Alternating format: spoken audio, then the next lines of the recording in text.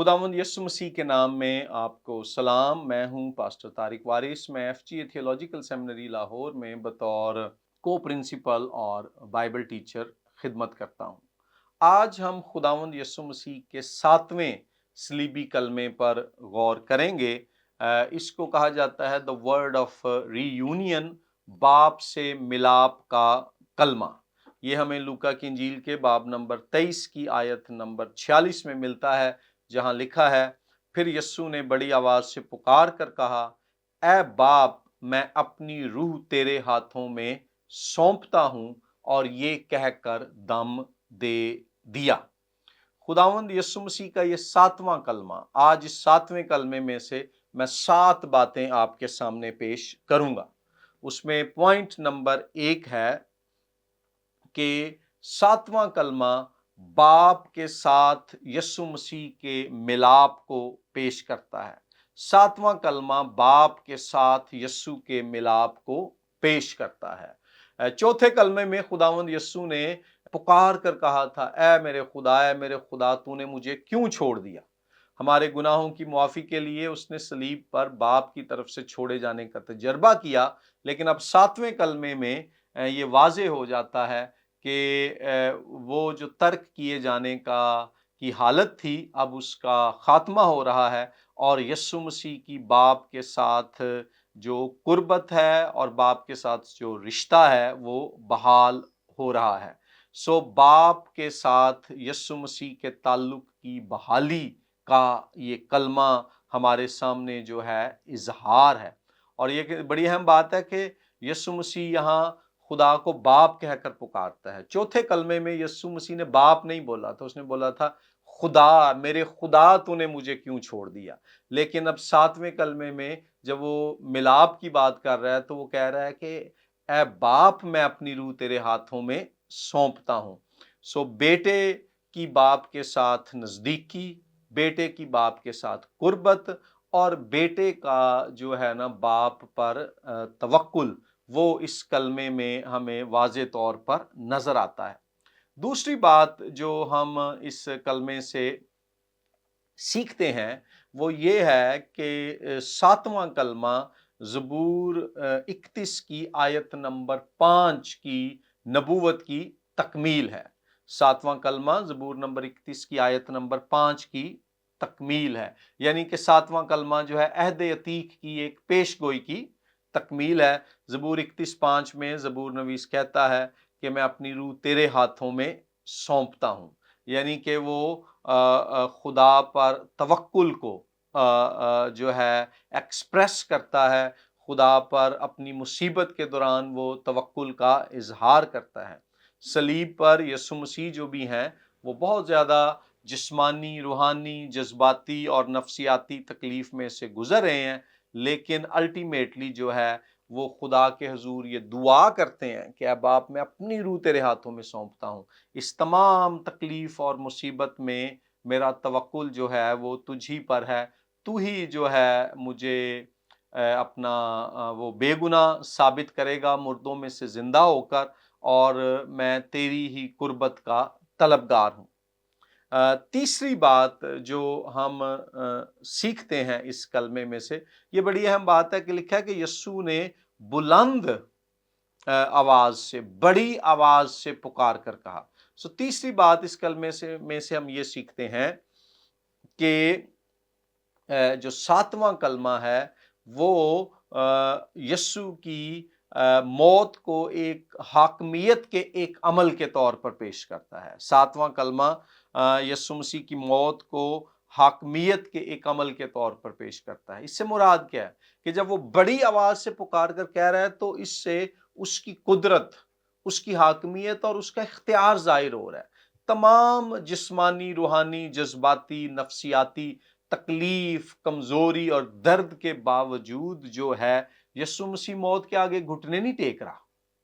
यीशु मसीह शैतान गुनाह के आगे घुटने नहीं टेक रहा, बल्कि वो बड़ी आवाज से पुकार कर, कह लें कि एतमाद वाली आवाज के साथ पुकार कर, फतह वाली आवाज के साथ पुकार कर, यकीन वाली आवाज के साथ पुकार कर जो है ना बाप के हुजूर ये कहता है कि मैं اپنی روح تیرے ہاتھوں میں سونپتا ہوں۔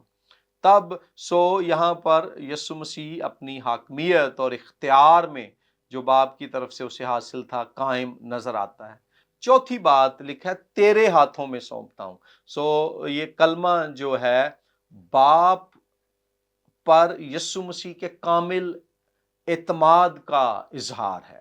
ساتواں کلمہ باپ پر یسوع مسیح کے کامل اعتماد کا اظہار ہے، یعنی کہ خداوند یسوع مسیح کو کوئی شک نہیں ہے، اس کو کوئی کسی طرح کا کوئی شبہ نہیں ہے، اس کو کسی طرح کی بے یقینی نہیں ہے کہ اس کو اپنی روح کو باپ کے علاوہ کسی اور کے ہاتھوں میں سونپنا چاہیے۔ یسوع مسیح کامل اعتماد کا اظہار باپ پر کرتا ہے، اس کو باپ کی جو وفادار محبت ہے اس کا پورا یقین ہے، اس کو اس بات کا پورا توکل ہے کہ باپ اس کی طرف ہے۔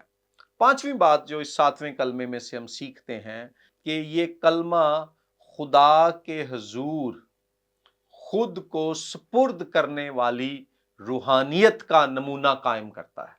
ساتواں کلمہ خود کو خدا کے سپرد کرنے والی روحانیت کا نمونہ قائم کرتا ہے۔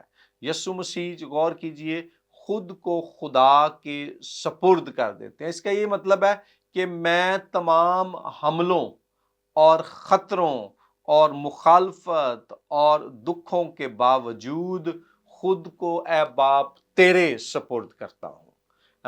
اس میں جو میری زندگی ہے وہ تجھ میں محفوظ ہے، میری زندگی تیرے تابع ہے، میری زندگی تیرے حوالے ہے۔ اس کو ہم یہ بھی کہتے ہیں کہ total self surrender to God, خدا کے حضور اپنی زندگی کو مکمل طور پر تابع کر دینا، سپرد کر دینا، حوالے کر دینا۔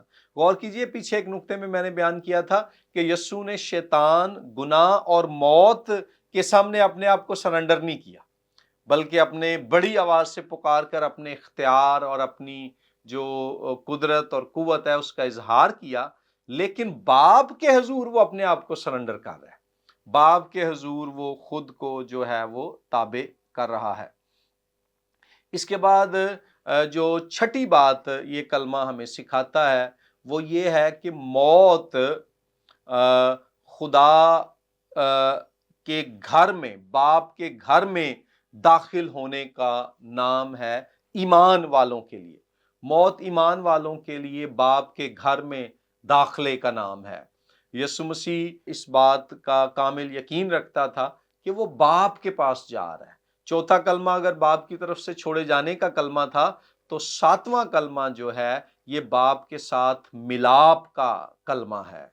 یسوع مسیح یہ جانتا ہے کہ وہ باپ کے ساتھ رفاقت کی حالت میں داخل ہو رہا ہے۔ اگر آج آپ کا ایمان یسوع مسیح پر ہے تو اس بات کو یاد رکھیں کہ ایمان لانے والے جو ہیں جہنم میں نہیں جاتے، وہ باپ کے پاس اس کی صحبت اور اس کی قربت میں جاتے ہیں۔ موت ہمارے لیے جو ہے خدا کی حضوری میں داخل ہونے کا ایک جو ہے ذریعہ بن جاتی ہے۔